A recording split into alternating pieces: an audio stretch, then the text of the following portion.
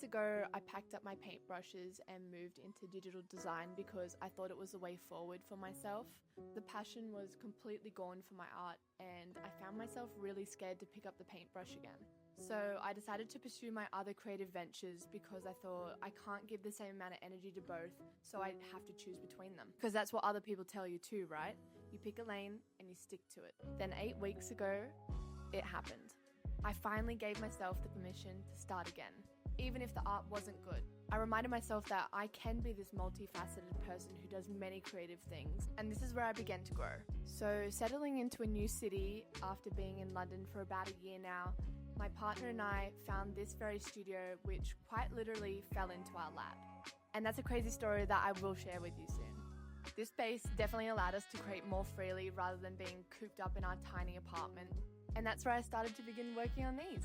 So let me grab my first painting that I ever did in the studio. This is the first canvas that I worked on. So this painting is the first oil painting I did in this studio. It's my first one back after 3 years.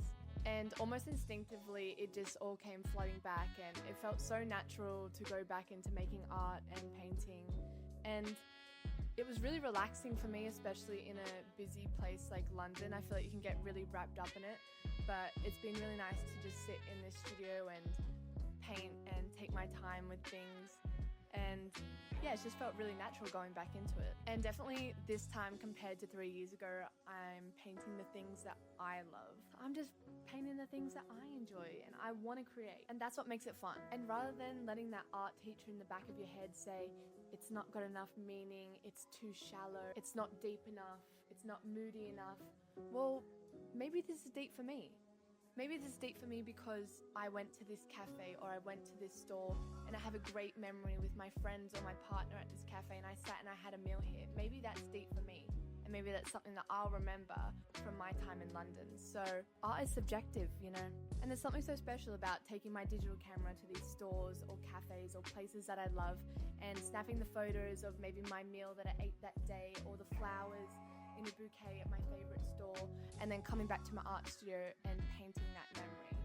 Because I feel like I can see that joy that I felt in that moment in my painting. And then in just 8 weeks of picking up my brushes again and starting this business, something amazing happened. I sold 6 of my paintings. But I will say this wasn't just luck.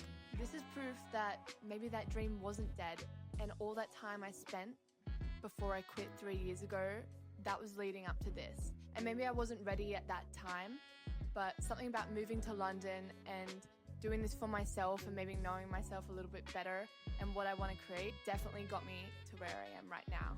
Honestly, I still can't fathom the thought of someone having my art in their home, but I just feel so grateful that that's actually a reality now, and I hope it continues. Also, this is something that I'm really excited about. As well as my art, I also launched a print club out here in London where I share my art prints of my original paintings to people quite literally all around the world. I've got people from Slovenia, Germany, Paris, Australia, Texas, London, Glasgow, honestly, so many places. It's just incredible. And while it's still only small, we have tripled in size since the first month. At first I only had 7 print club members, which was still incredible.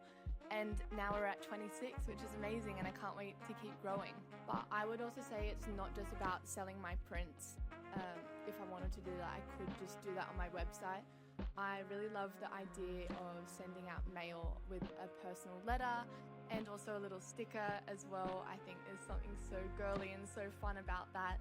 And I get to connect with these people all around the world and share my story about my life in London, and it's really cool to have people that want to hear about that as well. Also, I think, you know, we're on our phones so much now. It's so nice to just go home and have a cute little letter waiting for you at the door, and, you know, sit down with your coffee, sit down with your journal and unpack your cute little letter. But yeah, it's just so nice to have such a supporting community around me, and I hope it continues to grow. And also that's why I'm sharing on this platform now as well. I'll be sharing a lot about this art business journey. We have only been running for I have only been running for 8 weeks, so it's still very fresh, but it's definitely moving. I've got some commissions coming in for the first time, which is really exciting. And then I also have a funny story soon about a brand reaching out. I'm excited to share that story as well with you soon. But yeah, hopefully lots more exciting things on the way. And I can't wait to keep sharing with you guys. So thank you for listening and see you soon. Also follow me on TikTok. I just reached 1,000 followers.